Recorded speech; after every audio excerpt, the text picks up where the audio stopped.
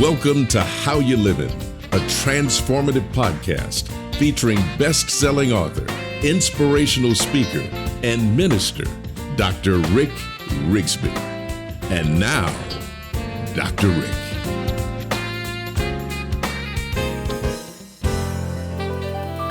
Hello, friends. Thanks so much for listening. Let's continue our discussion about genuine leadership. I believe a genuine leader reveals and reflects influential behavior, the kind of influence that impacts, the kind of influence that inspires others to improve every area of their life. If you're a leader, regardless of how many people you lead, growing your influence is your most critical skill set. Your influence determines the degree to which you impact, which determines your effectiveness, which determines your capacity to motivate, to encourage, to inspire.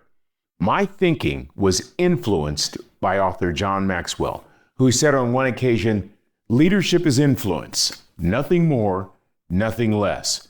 Our influence determines the power of our impact. If you don't have influence, you don't have impact. My father taught me that.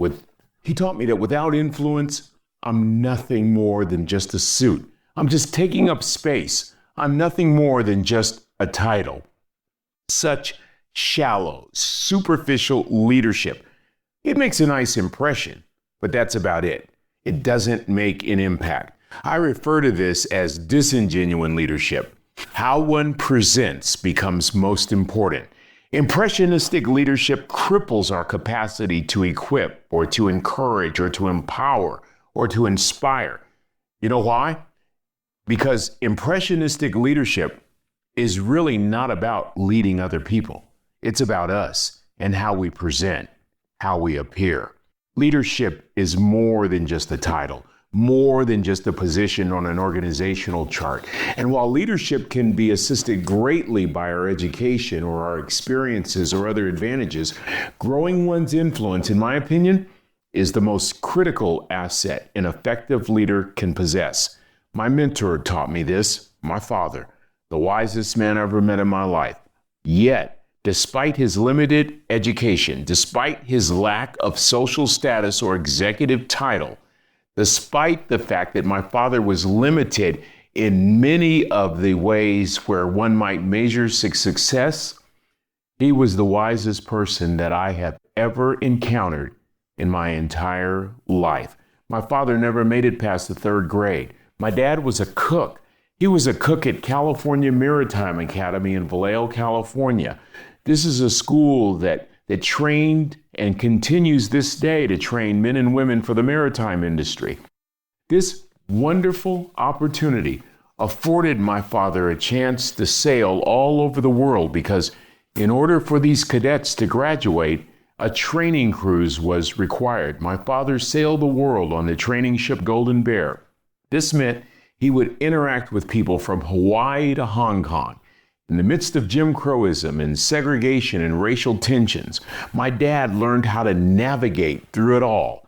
He kept the main thing, his love for God, his love for his family, and his love for this great country.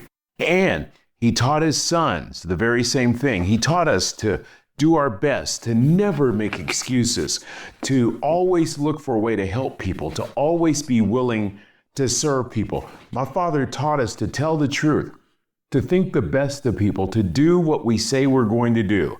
And although my father was barely known outside his hometown, these basic lessons that he taught us on leadership, well, today they're being taught on every continent worldwide.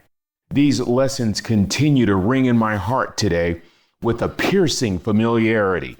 Lessons like, don't judge people, be an hour early, be kind, be a servant. I can hear him right now. Son, if you're going to do a job, do it right. And the greatest lesson he taught me, to just keep standing, to not quit, to never give up. The words that caused me to roll my eyes as a child now bring tears to my eyes today.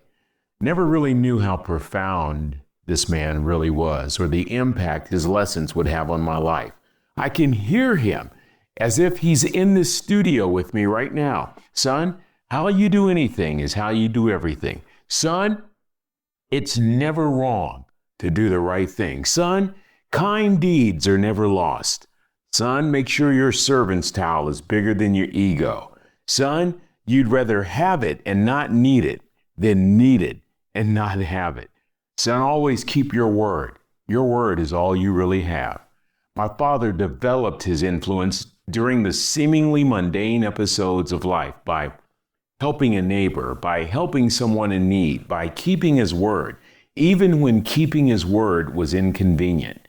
You know, it didn't seem like a big deal at the time, but rarely do we see the cumulative effect of positive habits, the cumulative effect of doing the right thing, of exercising good habits. Reminds me of one of my favorite quotes from 18th century writer Samuel Johnson, who said on one occasion, "The chains of habit are too light to be felt until too heavy to be broken." My father taught me that growing our influence every day produces compounded interests that last a lifetime. You see, in a shallow, superficial culture, the goal is to acquire quickly. It is to acquire great habits, often without paying the price. You see, that's because we live in an outcome-oriented world. We want change. We want greatness. We want success. And we want it right now. Though we are citizens in an outcome-oriented world, developing into a genuine leader, well, that's a process. It's process-oriented. It's cultivated over a period of time. It's cultivated during good times and bad times, during times of certainty and uncertainty, during times of euphoric triumph and seasons of struggle.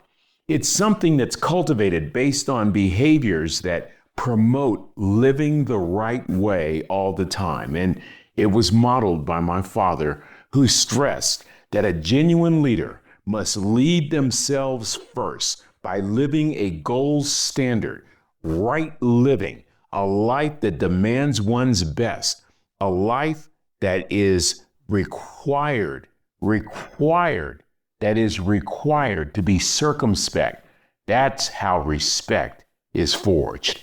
In previous episodes, we've discussed this, and I've shared some of the basic building blocks that my father shared with us, blocks that construct the foundation for genuine leadership, blocks essential to building influence. Let me just review quickly and get to our next block. The first building block, growth. Effective leaders commit to growing every day, because if you're not growing, you're retarding. So be a lifelong learner. I recall a recent study that said we basically stop growing after our formal education is complete.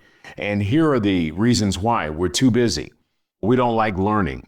We already know enough. Be a lifelong learner. Leaders who are not growing are not inspiring. The second building block to genuine leadership, preparation. My father would say, if you don't plan and prepare, you're depending on luck. And luck was not a word in my dad's vocabulary. Here's a coaching point. Great people do things that other people don't. Great leaders do things that other people won't.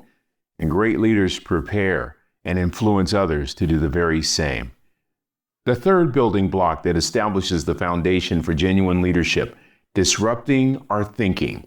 Disrupting our thinking, disrupting existing paradigms and patterns of thinking and doing compels us to be more innovative, to think about what might be, what can be, to consider all the possibilities. Without disruptive thinking, growth potential is limited. Practicing existing patterns can keep us stuck, can keep us in a rut. Authentic leaders are not afraid to disrupt their own thinking. The fourth building block, righteous living. I love this one. I ask myself this question every day. How am I living? Am I living in a righteous way? Am I doing things the right way? Am I honoring my God? Am I serving my family? Am I helping people? How am I living? My goal is to live a righteous life, to do the right thing all the time. This fourth foundational building block is very important to me, and I've mentioned this before. It connects all the way back to my first wife, Trina, who passed away in 1996 after battling breast cancer. Well, some of her last words to me were these: "It doesn't matter to me any longer how long I live. What matters to me most is how I live. So how I live, friends, becomes the gold standard for my life. I was reminded of that by a dying wife. I saw that lived out every day by my mentor, a third grade dropout who happened to be the wisest man I ever met in my life. And you know what's amazing? He lived that gold standard out regardless of issues, regardless of problems, regardless of challenges, regardless of circumstances. And then years later, a dying wife would say that regardless of facing the last days of her earthly life. It doesn't matter to me any longer how long I live. What matters most is how I live. How one lives supersedes everything else. And that leads us to the fifth building block on which to build genuine leadership: our character. I introduced this concept last time. Let me continue to talk about our character, because I believe that more important than clear communication or innovation or analytics or critical thinking or problem solving or even the evolution and implementation of AI is the integrity of the leader. The Oxford Dictionary defines character as the mental and moral qualities distinctive to an individual. I want you to note 2 points from this definition. First, the mental and moral qualities. Character demands discernment. It demands good judgment. I recall in the Bible that Solomon, King David's son, had a dream. This is recorded in 1 Kings. And in that dream, God appeared to Solomon and said, "Solomon, ask me anything you wish and I will grant it." Solomon did not ask for riches or wealth or livestock or personal possessions. He asked God for wisdom, for a discerning heart, that he might be able to govern his people with justice and with righteousness. Such a request encompasses both the mental and the moral qualities of genuine leadership. Point number 2, the Oxford definition stated that character is the mental and moral qualities distinctive to an individual, not distinctive to a boss, not distinctive to a person with regard to a particular class or holding a particular status, not distinctive to one who holds advanced degrees, but distinctive to an individual. Friends, listen carefully. A leader is not born. A leader is developed. Individuals who choose to develop certain qualities, that's really the organic genesis of leadership. Simply stated, character is a consistent pattern of developing positive traits and actions that demonstrate integrity, compassion, and a commitment to ethical behavior. These qualities often include honesty and kindness and loyalty and responsibility. You see, friends, I think these are very important. Integrity, the quality of being honest and having moral principles based on personal values and belief. Compassion, having concern for others, a willingness to help. Honesty, being truthful and sincere. Kindness, being friendly, generous, and considerate. Loyalty, being faithful, supportive, and committed. Responsible, able to answer for one's conduct and obligations. Friends, we learned all these lessons as children, so what happened? I'll tell you what happened. Life, the circumstances of life, issues, problems, challenges, stresses, all of these things can tempt us to veer off course. That's certainly true in my life, and I bet you can say the very same thing. And so, may these simple lessons of genuine leadership from the unlikeliest of sources, a third grade dropout, serve as course corrections, minor adjustments that will help make a huge impact in our leadership. I leave you again with these powerful words that I heard from Bible teacher Joyce Meyer decades ago, who said on one occasion, "Your gifting will take you places your character cannot keep you." So instead of growing your gifting, why not grow your character? Well, that's going to do it for this episode. Until we meet again, this is Dr. Rick, asking the most important question I can ask. How you living? Are you ready to make an impact in your world right now? Do you want to stop existing and start living your best life right now? Dr. Rick wants to give you the first chapter of his best-selling book, Lessons from a Third Grade Dropout, absolutely free.